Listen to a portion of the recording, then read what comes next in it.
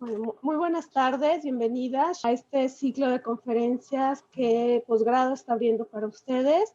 En nombre de la maestra Marisol Rodríguez, directora de Posgrado, les doy la más cordial bienvenida. Y tengo el gusto de presentarles a Citlali. Ella es licenciada en nutrición, tiene diplomado en trastornos de la conducta alimentaria y adicciones, es docente a nivel licenciatura, consulta privada de pacientes con trastornos de conducta alimentaria, sobrepeso y obesidad. Y el día de hoy nos va a compartir esta conferencia, así que muchísimas gracias, Citlali, por aceptar nuestra invitación y bienvenida. Hola, muchas gracias. Buenas tardes. Muchas gracias por la presentación. Bueno, mi nombre es Citlali Gurrola, soy nutrióloga. Soy de Mazatlán, Sinaloa, pero actualmente desde hace algunos años resido aquí en la Ciudad de México. Ya mi campo específico es trastornos de la conducta alimentaria, igual la consulta privada, manejo específicamente trastornos de conducta alimentaria y también pacientes con sobrepeso y obesidad. En la docencia, aparte de dar clases de nutrición, en general me enfoco también en las materias ligadas a psicología de la alimentación y también trastornos de la conducta alimentaria. Igual, en mi experiencia he elaborado en clínicas de rehabilitación, tanto para trastornos de conducta alimentaria como también para adicciones, que están en ocasiones un poco ligadas. Les doy la más cordial bienvenida y voy a iniciar a proyectar la presentación que el día de hoy vamos a trabajar. No sin antes también comentarles que durante la conferencia vamos a tener una actividad. Espero que tengan por ahí a la mano una hoja y una pluma, o bien si lo pueden hacer también con su celular para la actividad que vamos a realizar el día de hoy. Bien, pues nuestro tema del día de hoy específicamente es la anorexia nerviosa, especialmente los subtipos. Los subtipos referente a que, además de que la anorexia nerviosa pues es una entidad de una característica muy sencilla que es pues pérdida de peso. El paciente lo que quiere o el paciente lo que intenta hacer es perder peso. Eso es lo que sabemos cuando escuchamos anorexia nerviosa. Delgadez, pacientes que quieren estar extremadamente delgados y que constantemente buscan la pérdida de peso.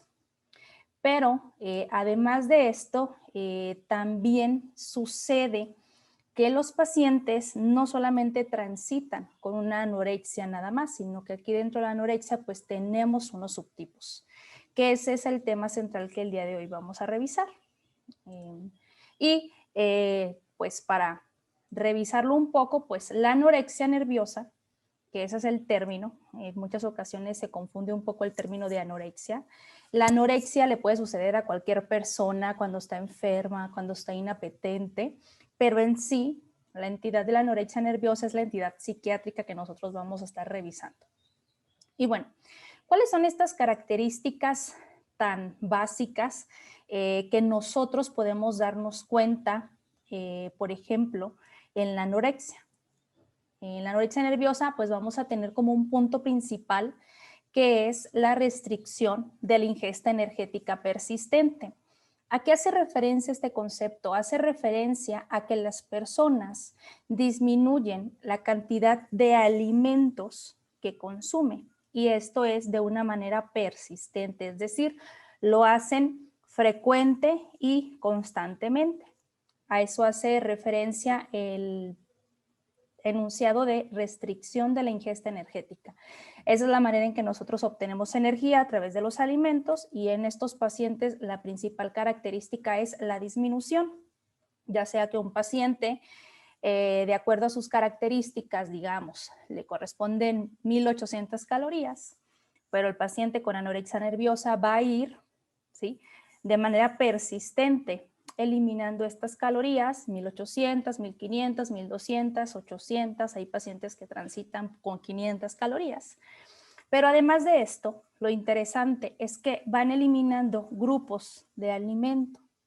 Por ejemplo, carbohidratos, por ejemplo, azúcares, por ejemplo, en el caso de la proteína, carnes rojas, carne de cerdo, etc. Y así diferentes grupos de alimento hasta que en casos muy extremos, pues los pacientes regularmente no quieren comer y solo viven de agua o un poco de alimento para poder pues vivir.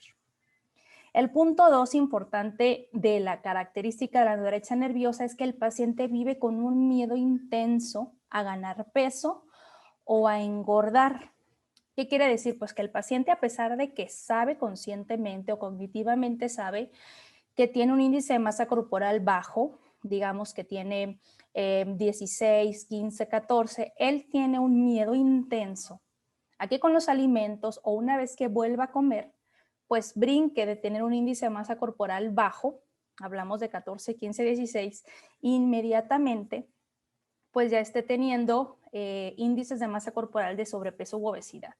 Entonces, en ocasiones el paciente tiene un miedo irracional, se le dice irracional porque es un miedo ilógico, a que por comer determinados alimentos, por comer determinadas cosas, el paciente va a subir de peso. Entonces, tiene muchísimo miedo a comer porque piensa que inmediatamente va a ganar peso más del que tenía inclusive y que va a subir de peso de una manera de llegar a tener inclusive obesidad. Y el punto 3 importante en la anorexia nerviosa es alteración en la forma en que se percibe el peso y la constitución, es decir, el paciente cursa con algo que se le conoce como distorsión de imagen, es decir, que el paciente considera y sí lo vive y sí lo siente y sí lo ve con más peso, ¿sí? Con su constitución, es decir, su complexión, a pesar de que ya al paciente se le ha dicho que tiene una complexión chica, mediana, grande, el paciente considera que es muy, muy grande o que a pesar de que la báscula diga un número, él pesa más, ¿sí? Entonces, esta alteración pues va a ocasionar precisamente que se sigan perpetuando ese miedo intenso y que se siga restringiendo de alimentos. Entonces, esas son las principales características de la anorexia nerviosa que quise recordar, que quise volver a poner en manifiesto, pues para tener de nuevo la idea de quién es la anorexia nerviosa. Entonces, dentro de la anorexia nerviosa se rige por el DSM-5. También está el CIE, pero usualmente se utiliza el DSM-5, que es el manual de diagnósticos. Y aquí en el DSM-5, en el apartado de trastornos de la ingesta alimenticia, pues tenemos específicamente la anorexia nerviosa. Dentro de la anorexia nerviosa, para que un paciente pueda ser diagnosticado, pues tiene que cumplir con ciertos criterios, es decir, no solamente es el paciente que a veces vemos extremadamente delgado, porque puede haber otras complicaciones médicas que hagan que una persona baje de peso súbitamente o que una persona pierda el hambre. Puede ser, por ejemplo, pacientes que tienen cáncer, pacientes con sistema inmune comprometido, pacientes con desnutrición, pero que no tiene que ver con una autoinanición, sino más bien no hay comida por otro medio, o pacientes que tienen alguna mala absorción. Entonces, aquí no entran estos pacientes, es decir, aquí solo incluye a aquellos que lo están haciendo de una manera autoperpetuante, es decir, que ellos están decidiendo dejar de comer, ¿sí? Y bueno, el primer criterio, que es el criterio A, nos habla de qué? De restricción de la ingesta energética, que fue lo que yo les expliqué, en relación con qué, pues con las necesidades del paciente. Por ejemplo, ¿a qué va a conducir? Si yo tengo una necesidad energética para cubrir mis actividades de 1500 calorías, pero yo no quiero comer porque tengo mucho miedo a subir de peso y porque precisamente tengo muchas cuestiones que están detrás de la anorexia nerviosa, voy a empezar a bajar de peso hasta tener un peso significativamente bajo. ¿Y bajo para qué? Pues bajo con relación a la edad que yo tengo. Es decir, aquí tenemos que tomar en cuenta la edad del paciente, si es un paciente que es adulto, adolescente. Dependiendo la edad, hay que recordar que nosotros tenemos diferentes necesidades y que si no nos alimentamos correctamente, pues estas van a tener repercusiones importantes en la salud. También aquí nos marca el sexo, es decir, hombre o mujer. Aquí también hay variaciones entre hombre y mujer, es decir, que también tienen unas constantes. ¿Sí? Hay que recordar que el hombre requiere de más consumo energético, es decir, va a comer más en comparación que la mujer. Y no solo porque pueda o no comer más, sino porque energéticamente tiene otros requerimientos diferentes al nuestro y también su complexión. Aquí, en donde nos dice el curso, hace referencia a la etapa de la vida. No es lo mismo cursar con anorexia nerviosa en la pubertad que en una edad adulta. ¿Por qué? Bueno, porque en la pubertad hay que recordar que nosotros nos estamos desarrollando tanto físicamente como psíquicamente y sobre todo en la pubertad es cuando empieza el desarrollo de órganos sexuales, es decir, vamos a tener la maduración de todos los órganos sexuales y en pacientes con anorexia nerviosa aquí hay un riesgo muy importante en el área reproductor femenino, ¿sí? Que es cuando vamos a tener que el paciente, si sucede antes de la menarquía, pues el paciente va a tardar en tener su primera menstruación, o si esto sucede ya dentro de la pubertad, se va a interrumpir. Entre más tiempo tarde en incorporarse nuevamente a la menstruación, los efectos a largo plazo van a ser más fuertes.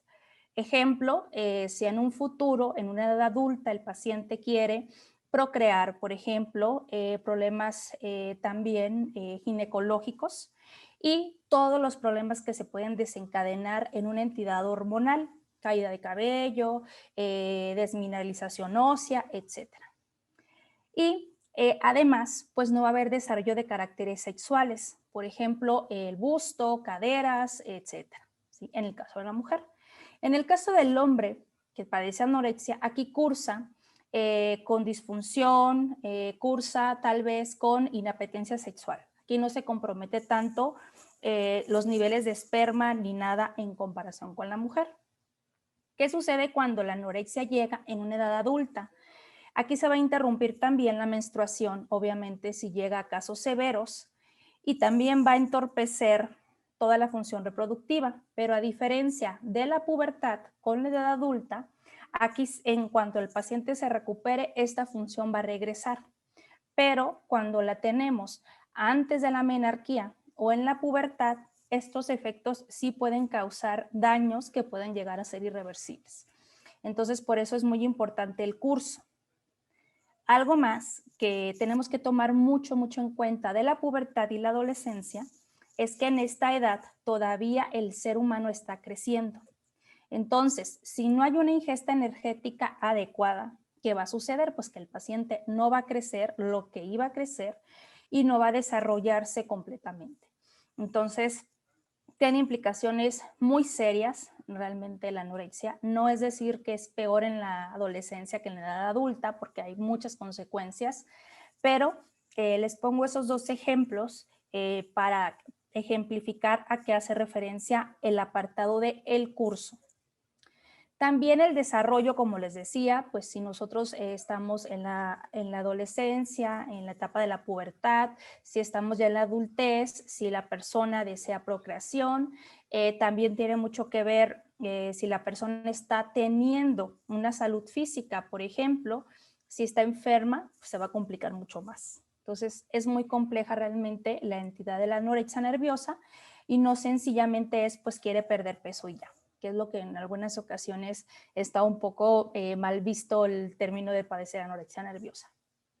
Y bueno, el peso significativamente bajo hace referencia a que pues a un peso que es inferior al mínimo normal, y también cuando tenemos niños y adolescentes, pues es inferior al mínimo que se esperaba. Es decir, el niño o adolescente o niña o adolescente tenía un crecimiento y de repente este se detuvo y se puso lineal, ya no creció.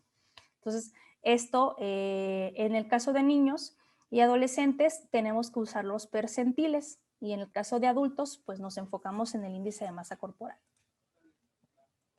Ahora, el criterio B, ya llevamos un criterio. Hay que recordar que para dar positivo a un diagnóstico de anorexia nerviosa, el DSM-5 nos dice que tenemos que cumplir con ciertos criterios. ya tenemos el criterio A. Después es el criterio B. El criterio B nos dice que tenemos un miedo intenso a ganar peso o engordar, que es lo que les comentaba, cuando los pacientes, a pesar de que están en un índice de masa corporal de 14 o 15, piensan que el plan de alimentación o la comida los va a llevar a pasar de un IMC de 15 a pasar a un 29, 30, 35 en índice de masa corporal, y que inmediatamente van a subir mucho de peso. Entonces, ese es uno de los principales miedos por los cuales el paciente no quiere comer. Pero aquí entra dentro de este miedo un comportamiento. ¿Cómo cuál? Aquí nos dice un comportamiento persistente que interfiere con el aumento de peso, incluso cuando el paciente ya tiene un peso bajo. Aquí en estos comportamientos para interferir en el aumento de peso, pues se habla de dejar de comer, hacer ejercicio, usar laxantes, diuréticos, pastillas para bajar de peso, aún cuando el paciente ya ha bajado mucho de peso, cuando el paciente sabe su peso, y algo que es muy común en los pacientes con anorexia nerviosa, que eso lo vamos a ver durante el seminario, es que se fijan metas.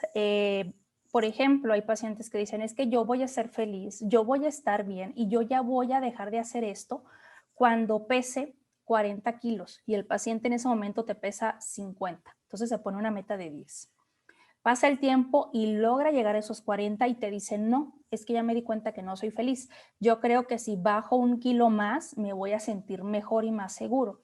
Y nunca va a haber un peso suficiente para el paciente. Entonces, al fijarse metas que no son reales, pues el paciente constantemente va a estar pues realizando estas conductas para perder peso, ¿sí?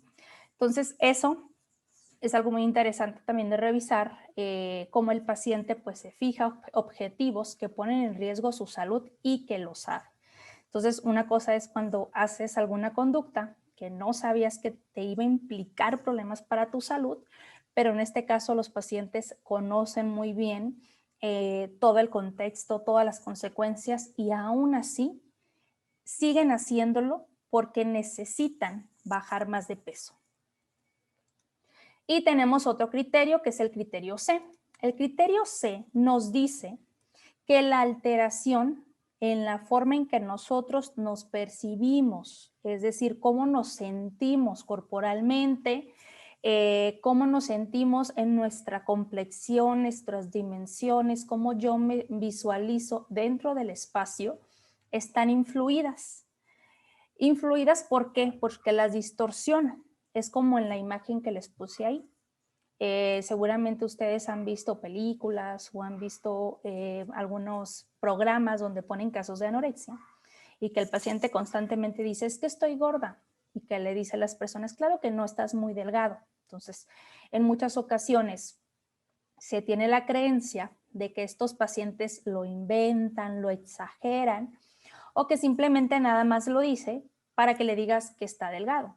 Pero la realidad es que el paciente mentalmente sí se visualiza con más peso, sí maximiza sus medidas, sí maximiza su peso, que también dentro de los trastornos de conducta alimentaria, especialmente de anorexia, es importante realizar algunas actividades sobre la imagen corporal. Y bien, el peso y la constitución influyen mucho en la evaluación del paciente. Por ejemplo, si no obtienen la calificación, si no obtienen el trabajo, si no obtienen algo, inmediatamente lo relacionan con el peso. Es que seguramente no me quedan con el trabajo porque estoy gorda o porque no soy lo suficientemente delgada. Entonces, así enfocan su pensamiento, no solo con una cosa, sino en el área laboral, el área emocional, familiar, etc. Entonces, influye muchísimo cómo el peso me va a hacer sentir durante el día y cómo me siento yo con mi peso, con mi complexión. Es como cuando amanecen y dices, yo me siento muy bien, hoy siento que me siento ligero, me siento conforme con mi peso y adelante.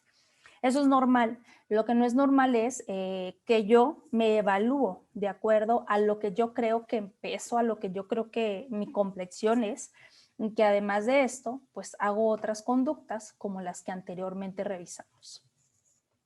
Y un punto importante aquí es que hay falta persistente de reconocimiento de la gravedad del peso corporal actual, es decir, el paciente no logra alcanzar a reconocer la gravedad que tiene, es decir, sí sabe, si le dices, tienes un índice de masa corporal de 14, tienes estos riesgos y te dice, sí está bien, pero todavía no tengo anemia, pero todavía no se me cae el cabello, pero todavía no se me caen los dientes. Entonces tiende a hacer estas comparaciones para él mismo justificar que todavía no está lo suficientemente grave como para que requiera una atención o como para detener estas conductas que continúa perpetuando la pérdida de peso o la baja de peso en caso de que ya se haya detenido sus conductas, pero que no esté aumentando el peso. Entonces, son características también muy importantes. Entonces, aquí es donde precisamente tenemos este criterio que es el criterio C, que habla de cómo el paciente se siente con su peso, con su imagen corporal y que con esto se valora él mismo y que además no reconoce su gravedad a pesar de que tiene un peso muy bajo. Y bien, pues aquí están los subtipos, que es lo que nosotros estamos revisando el día de hoy. Dentro de la anorexia nerviosa vamos a cursar con dos subtipos. El primer subtipo es el tipo restrictivo. En este subtipo, el DSM-5, nos indica que durante los últimos 3 meses, es decir, para que un paciente cumpla con criterio de anorexia nerviosa, tienen que pasar 3 meses cumpliendo los criterios A, B y C que revisamos anteriormente.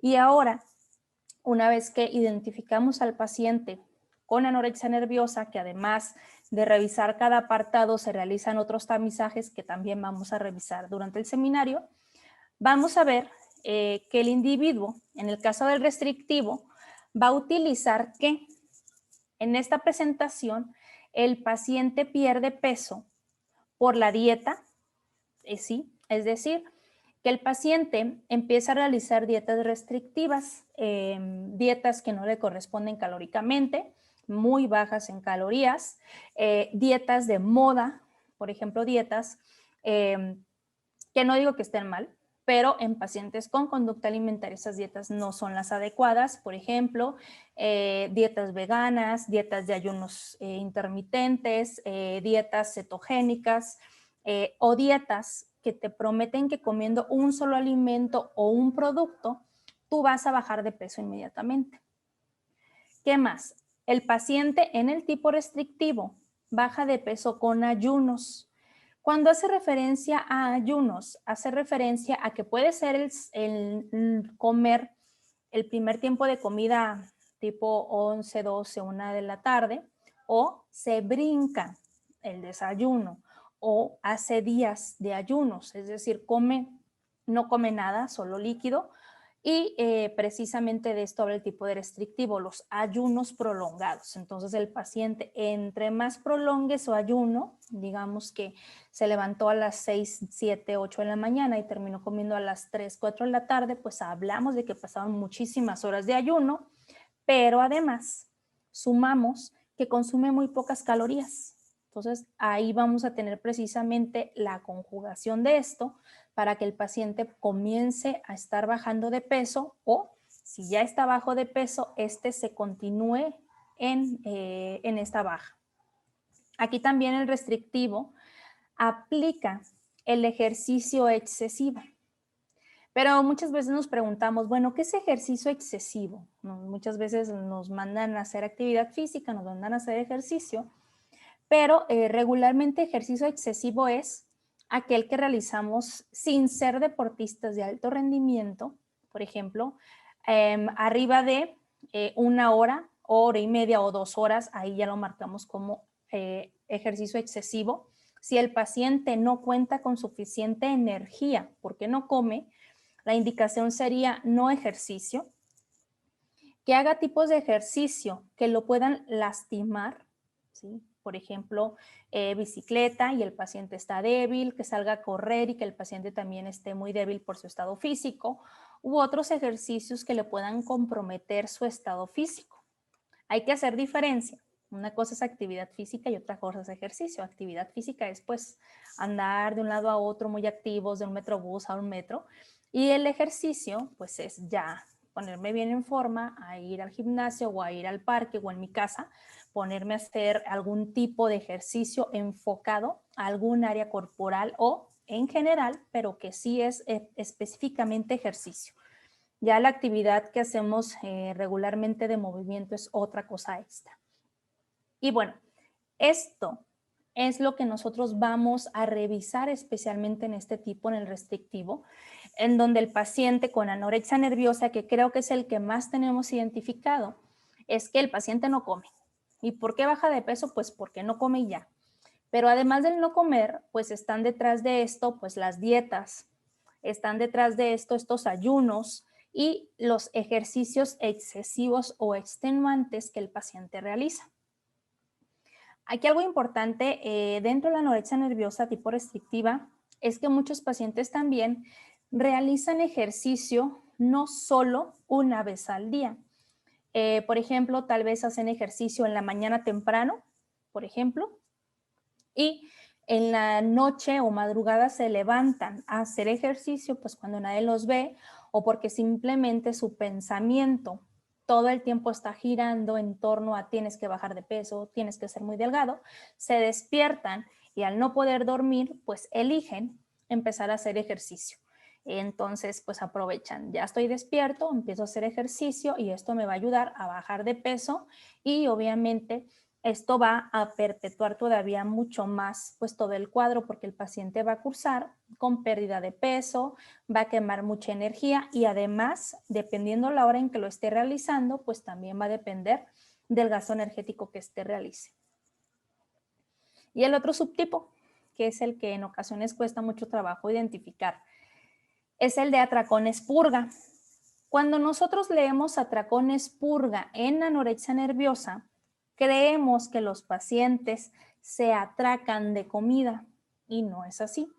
El paciente con anorexia nerviosa, si ustedes han conocido alguno y si no, igual los revisaremos en algún momento durante el seminario, estos pacientes por comer un tiempo de comida normal, que sería una sopa, un guisado y un agua de sabor y un postre, por ejemplo, ya sienten que es un atracón. ¿Por qué? Pues porque son pacientes que vienen de ingerir en un día 200, 400, 500, 800 calorías. Entonces, eso regularmente a muchas personas se lo comen en un tiempo de comida. Entonces, para los pacientes, tal vez un atracón sería comer vorazmente algo que se me antojó. Por ejemplo, híjole, es que no aguanté las ganas y me comí vorazmente 2 tazones de papaya o me comí un paquete de galletas. Entonces, son como muy subjetivos, hay que cuantificar realmente el atracón. Se especificó este atracón dentro de la anorexia nerviosa porque había ocasiones, y ustedes no me dejarán mentir, cuando tienes mucha hambre o te has aguantado el hambre, ¿qué sucede? Pues que lo primero que ves es lo primero que te comes y que además lo haces voraz. Entonces, eso le empezaba a suceder a los pacientes con anorexia nerviosa en este subtipo. Comían con hambre voraz y lo referían como un atracón. Entonces, inclusive aunque fuera comida sana, pues los referían como que me acabo de dar un atracón, cuando realmente un atracón es otra totalmente historia si nosotros nos situamos en bulimia nerviosa o si nos situamos ya en un trastorno por atracón tal cual. Pero aquí el paciente sí puede llegar a sentir que se atracó si se come vorazmente algo o si de repente deben ir comiendo una manzana y un pedacito o medio pedazo de pan tostado y agua, de repente lo obligan o por hambre, pues come tal vez 3 rebanadas de pan tostado y siente que se atracó, porque además lo come con hambre desesperado. Entonces, esa característica y por eso viene ese enunciado precisamente de atracones, pero no se nos va a atracar igual que un paciente con bulimia nerviosa y con trastorno por atracón. ¿Qué sí va a ser la purga? Bueno, la purga es un método que se utiliza para sacar del organismo lo que yo ya ingerí, ¿sí? Por ejemplo, vomitar de manera autoprovocada, no solamente la entidad de bulimia nerviosa vomita, también la anorexia nerviosa, hay que tener también ese punto. Y pueden vomitar pues por la culpa del atracón o simplemente pues presenta vómitos aunque tiene el paciente toda la característica de anorexia nerviosa. También aquí entran los laxantes. Pueden ser laxantes inclusive indicados por algún estreñimiento, laxantes que decidieron comprar porque sienten culpa de haber comido lo que fuera y comienzan a utilizar excesivamente los laxantes porque pues nuestro intestino después empieza a trabajar menos porque ya lo estábamos haciendo trabajar excesivamente con los laxantes y el paciente comienza a utilizarlos erróneamente. ¿Qué laxantes hay? Pues hay muchísimos, están los laxantes como Cenócidos, Cenocot, tipos de fibras y otros laxantes que son mucho más fuertes o que tienen indicación médica, por ejemplo, para algún estudio que nos pudieran realizar, como puede ser alguna colonoscopía, o algún estudio que requiera de que se introduzca algo por el intestino y que se necesite que esté limpio. Entonces, los laxantes pues se van a convertir en la manera en que el paciente pues va a estar evacuando con dolor además, que también por eso se dice que estos pacientes tienen una tolerancia al dolor muy elevada porque soportan muchísimo ejercicio excesivo y lo hacen aunque estén lastimados o cansados, pero también, ¿por qué? Pues porque vomitar la verdad es que es doloroso y lo siguen haciendo. Usar laxantes pues también es algo que duele, las contracciones que tiene el intestino cuando están los laxantes también son muy intensas. Y también utilizan diuréticos tanto naturales como medicados para precisamente sacar todo el agua que sienten porque están inflamados, etc. Entonces, es otra de las maneras por las cuales el paciente pues comienza a tener pérdidas de peso. Y en el otro, que son los enemas, bueno, aquí los enemas laxantes pues son un poco más delicados. No es que los demás no lo sean, pero aquí requiere obviamente de una manipulación, de introducir en el organismo bolsas por el recto para precisamente pues limpiar o sacar todo lo que hay en el intestino. Y el paciente lo hace constantemente. ¿Por qué? Pues porque les agrada la sensación que hay después de la evacuación. Entonces necesitan sentir esa sensación placentera, esa sensación de bienestar que da después de que una persona, pues, su intestino queda vacío. Entonces, esas son las dos presentaciones que nosotros vamos a tener, tanto de anorexia nerviosa tipo restrictivo como anorexia tipo atracompurga, que comparten, pues, obviamente la anorexia, pero siempre hay que identificar por dónde anda el paciente, es decir, qué es lo que está haciendo, qué conductas está haciendo, cómo las está realizando y para qué las está realizando. Por ejemplo, si viene de una bulimia nerviosa y se va a situar en una atracompurga, por ejemplo, o si el paciente tiene mucho tiempo en restrictivo, pero ya no aguanta el hambre, o lo están obligando a comer, por ejemplo, va a empezar a tener tal vez conductas purgativas para sacar lo que no quiere. Entonces vamos a tener restricción y la purgación dentro del paciente con anorexia nerviosa, pero los subtipos pueden variar dependiendo del paciente, dependiendo el tiempo que el paciente esté teniendo. Entonces, eso también es algo para revisar. Y bueno, la mayoría de los pacientes que tienen anorexia con atracón-purga, que es lo que les decía, que se llegan a atracar de comida, que el atracón es muy subjetivo, muy diferente, que ya lo habíamos comentado, también pues van a tener vómito. Podemos tener pacientes con anorexia nerviosa que vomitan, para que eso también nos quede muy claro, porque en ocasiones sucede que el paciente tiene la creencia de que tiene bulimia nerviosa porque como que se ha estigmatizado muchísimo que el paciente con trastorno de conducta alimentaria si vomita, tiene bulimia. Entonces, eso no es así. Hay que hacer correctamente el diagnóstico, hay que hacer toda la historia clínica para ver que el paciente realmente sí lo tenga. Y hay otras que no se van a atracar. ¿Por qué? Pues porque realmente no se atracan, pero, que aquí lo dice, se purgan después de consumir pequeñas cantidades de alimentos, ya sea pues por culpa, porque no quieren ganar peso, porque los están obligando a comer, y lo que van a hacer es sacar de su organismo ese alimento. Entonces, les pasa que comen y se sienten inflamados, se sienten llenos.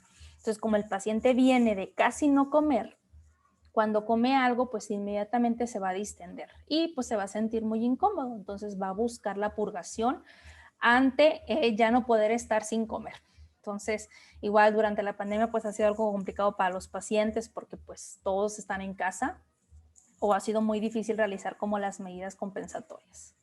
Y el DSM-5 también nos dice que el intercambio de subtipos, es decir, atracón, purga o restrictivo, sirve para describir los síntomas actuales, es decir, cómo está el paciente, pero no significa que el paciente se va a quedar siempre con anorexia nerviosa restrictiva o con atracón purga, es decir, puede cambiar el subtipo.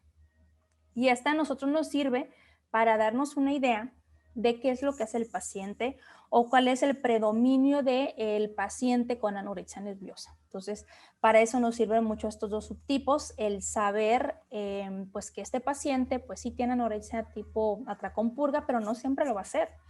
Sí, puede ir cambiando de acuerdo al tratamiento, de acuerdo a muchas situaciones. Entonces, nada más nos sirven los subtipos para lo actual, no para que el paciente todo el tiempo va a estar diagnosticado con este subtipo. Entonces, también eso hay que tomarlo en cuenta.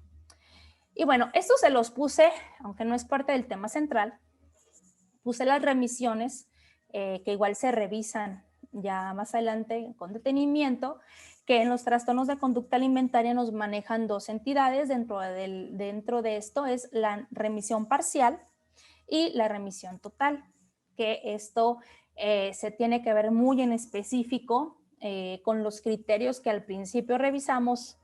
Algunos se cumplen, otros no se cumplen, y de eso habla la remisión parcial y la remisión total.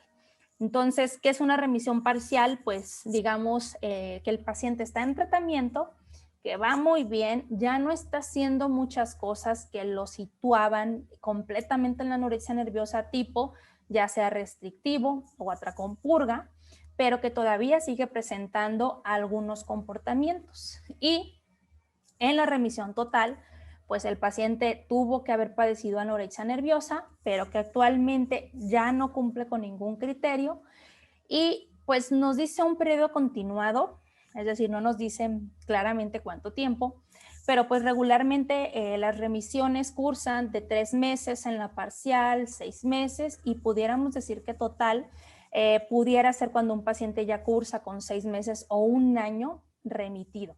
Entonces, las remisiones van a tener mucha variedad, van a tener muchas complejidades que ya lo revisaremos en el seminario con más detenimiento en el caso de las remisiones. Y bien, en las gravedades, ¿cómo las sacamos o cómo las tratamos de ver? Bueno, se saca de acuerdo al índice de masa corporal. Entonces, de acuerdo al índice de masa corporal, nosotros vamos a poder revisar cuál es la gravedad del paciente. Y como les mencioné, los niños y adolescentes se hace con percentiles, con los percentiles de la OMS, ¿sí? Para poder diagnosticar. Además, nos dice que podemos aumentar la gravedad para reflejar síntomas clínicos. Por ejemplo, me ha sucedido en la consulta que tengo pacientes que tienen IMS de 17, pero que tienen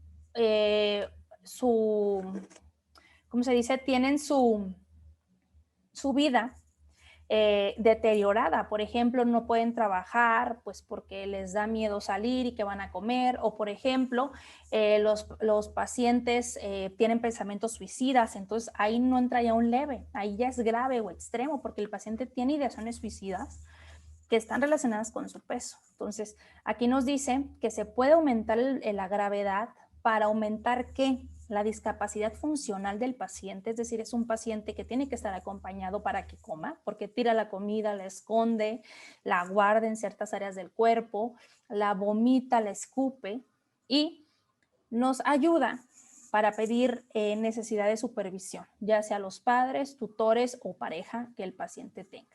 Entonces, para eso nos ayudan mucho las gravedades. Y bueno, ¿cuáles son las gravedades? Vamos a encontrar leve cuando el paciente tiene un índice de masa corporal de 17, moderado cuando está dentro de un índice de masa corporal de 16 a 16,99, grave cuando está de 15 a 15,99 y en el extremo cuando tenemos índices de masa corporal abajo de 15. Entonces vamos a situar anorexia nerviosa de tipo restrictivo, gravedad, y vamos a ver en qué tipo de gravedad está. Entonces, ¿para qué nos funciona? Pues para saber si el paciente es apto para un tratamiento ambulatorio, si el paciente hay que derivarlo a que tenga un tratamiento hospitalario o si el paciente es un candidato para que esté en un tratamiento residencial. Entonces, es importante que nosotros revisemos puntualmente el diagnóstico, si bien nosotros como nutriólogos o psicólogos, etcétera, no podemos decirle al paciente tienes esto directamente, sí nos funciona para establecer si nosotros podemos atenderlo, el nivel de atención que requiere el paciente y obviamente pues establecer los diagnósticos correctos, tanto en la parte psicológica, tanto en la parte nutricional, establecer un buen plan de tratamiento para que el paciente pues tenga éxito en su plan y sobre todo no ponernos en riesgo al recibir pacientes que tienen riesgo. Entonces eso también es muy funcional a la hora de los diagnósticos, conocer la gravedad de nuestro paciente tanto corporalmente como en los tamizajes que nosotros realizamos para encontrar cómo es que se encuentra el paciente. Y también les quise poner que está dentro del DSM-5, ya no está en el apartado de anorexia nerviosa, está en un apartado que se llama otro trastorno alimentario o de la ingestión de alimentos especificado.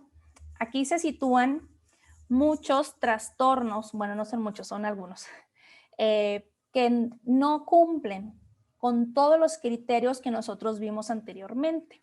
Por ejemplo, en este que les puse es el de anorexia, que es lo que estamos viendo hoy.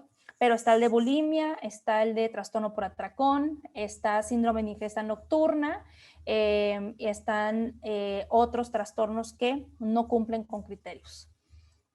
Aquí, por ejemplo, nos dice, se cumplen todos los criterios para anorexia nerviosa, los que vimos, excepto cuál, que el peso del paciente, a pesar de que ha venido perdiendo peso, está por dentro o por encima del intervalo normal, es decir, vamos a tener con un IMC normal o inclusive con un ligero sobrepeso, pero el paciente tiene toda la conducta de anorexia nerviosa. Entonces, aquí entra especialmente este tipo de paciente, pero esa también es como algo para revisar con detenimiento posteriormente. Que este tipo de anorexia nerviosa típica también suele suceder y suele darse en algunos pacientes, sobre todo cuando están en pacientes que son clasificados como pacientes de riesgo alimentario, ¿sí? Que tienen conductas asociadas de riesgo. Y bueno, yo les preparé algunos ejercicios para realizarlos. ¿Qué es lo que se tendría que hacer? Es realizar dentro de los ejercicios que les voy a poner, el que ustedes coloquen el subtipo y la gravedad de acuerdo al índice de masa corporal.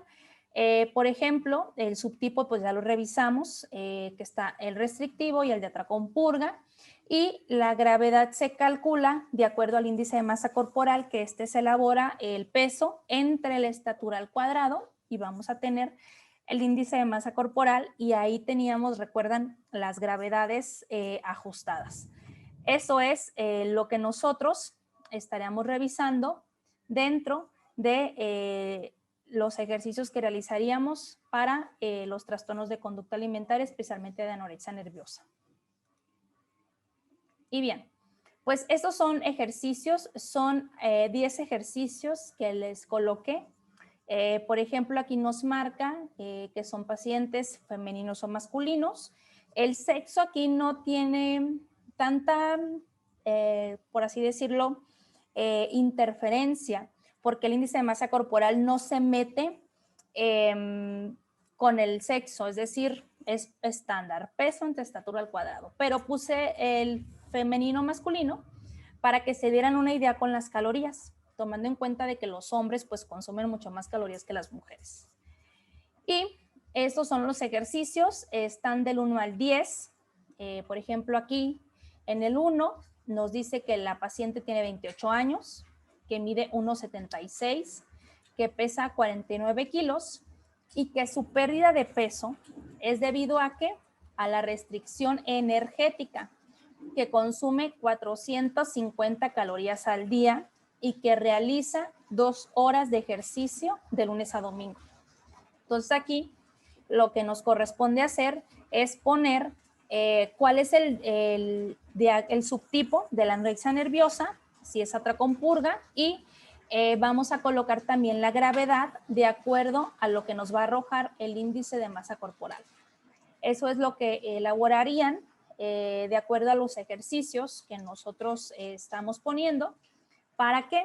Pues para precisamente revisar lo que estuvimos viendo en la charla, pues si precisamente quedaron todavía algunas dudas que puedan ser referente a cómo sacar o cómo diferenciar los subtipos, o bien si estos ejercicios todavía nos siguen ocasionando en que nos atoremos en sacarlo, para eso están elaborados. Entonces, son 10 ejercicios.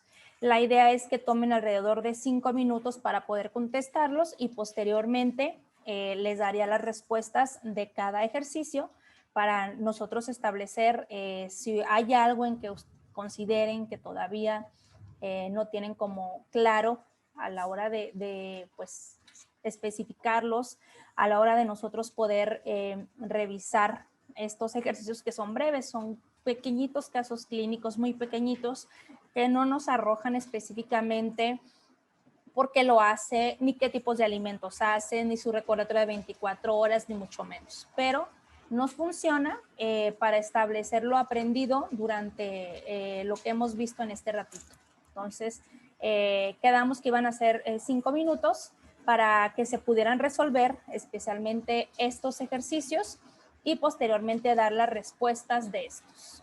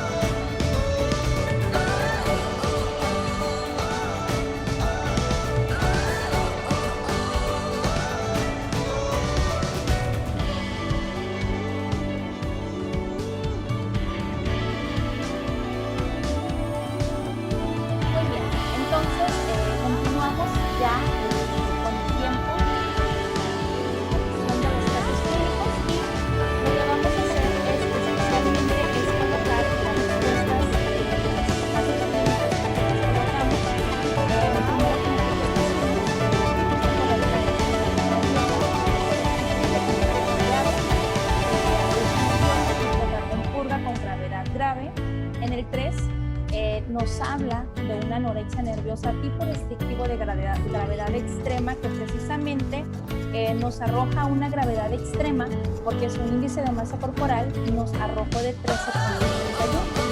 Recordando que el índice de masa corporal abajo de 15, pues precisamente nos iban a arrojar estas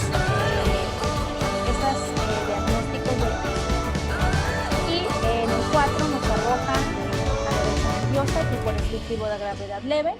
En el 5, anorexia nerviosa tipo atracón purga, gravedad leve. En el 6, anorexia nerviosa tipo atracón purga, gravedad moderado. En el 7, anorexia nerviosa tipo restrictivo, gravedad moderado. En el 8, el tipo es atracón purga, gravedad moderado. En el 9 es tipo restrictivo, gravedad moderado. Y en el último, en el 10, colocamos atracón purga, gravedad grave. Si nosotros revisamos con más detenimiento, por ejemplo, hay algunos pacientes que aquí les puse que sí referían un atracón el fin de semana, pero un atracón de 250 calorías, cuando regularmente los atracones son mucho más elevados, es decir, son atracones cuantificados de 2.000. Por eso les comentaba que precisamente si hay mucha comparación de un trastorno a otro,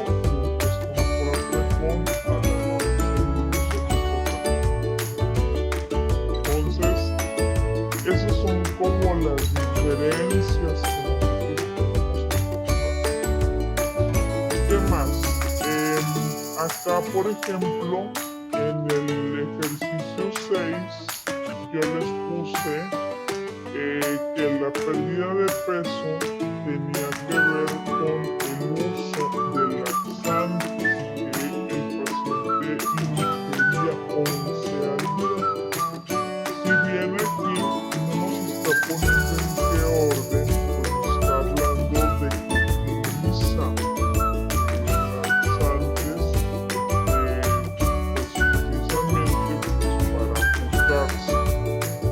Posteriormente, dice que utiliza fármacos como diuréticos 2 al día y que vomita los fines de semana. Aquí tampoco nos está diciendo específicamente en qué tiempos o cuántas veces. Por eso les comenté que eran pequeñitos casos clínicos que nosotros pudiéramos colocar, que nosotros pudiéramos analizar rápido para que precisamente nosotros enfoquemos lo que es la anorexia nerviosa en estos tipos de casos clínicos, calorías, los ayunos, que esa es la idea de las respuestas que nosotros tenemos correctas para estos casos clínicos. Que al final esa es la idea, especialmente de esta conferencia, en que ustedes puedan distinguir cuáles son estos dos subtipos, a qué hace referencia el subtipo restrictivo y el de atracón purga, y cómo se establece precisamente la gravedad de estos trastornos y cómo, para qué me funciona a mí saberlo. Como les comenté, en primera, que el paciente reciba el tratamiento adecuado, que el paciente, además de esto, tenga nuestro tratamiento tanto por la parte psicológica, psiquiátrica, nutricional, médica, porque aquí en los trastornos de conducta alimentaria, pues la atención es multidisciplinaria, es decir, tiene que haber varias partes del equipo y sin ninguna de ellas, pues el tratamiento no va a funcionar. Y además, transmitirle al paciente o a su responsable, porque siempre tiene que haber un responsable del paciente, cuál es su estado.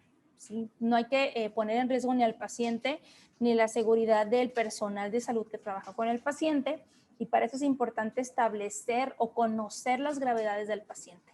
No es lo mismo nada más verlo, ahora sí que nada más a la vista, sino que establecer especialmente su peso, su índice de masa corporal, cuáles son las conductas que tiene y también cuáles son toda la historia clínica que lleva un paciente de conducta alimentaria y los tamizajes que nosotros tenemos que realizar para establecer que un paciente tiene un trastorno de conducta alimentaria, que un paciente sí es un paciente con anorexia nerviosa, o cuando nosotros identificamos en las consultas que podemos tener pacientes con conductas de riesgo, por ejemplo, pacientes que constantemente hablan de su imagen, pacientes con baja autoestima, pacientes que están teniendo pérdidas de peso de manera súbita y que si bien no dan con los criterios diagnósticos que nosotros revisamos, sí pueden llegar a tener o desarrollar el trastorno de conducta alimentaria porque se van a conjugar otros factores,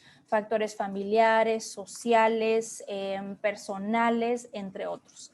Entonces, esa es una de las características o son las ideas que nosotros tenemos a la hora de establecer correctamente los diagnósticos y las gravedades dentro de la anorexia nerviosa, que eso es lo que nosotros queremos revisar.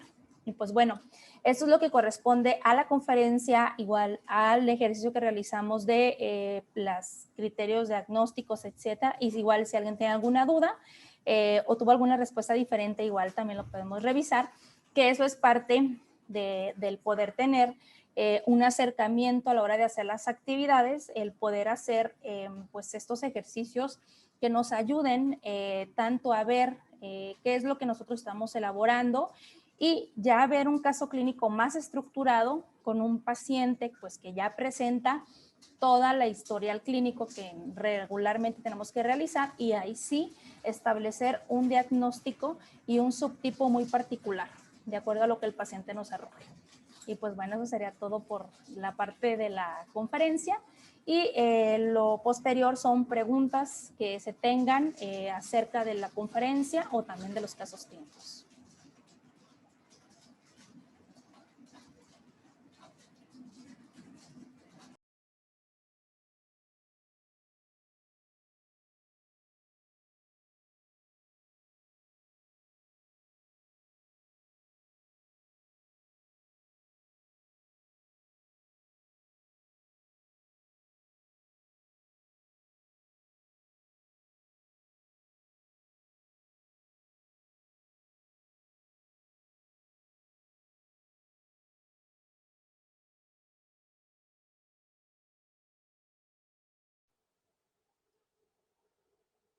Muy bien.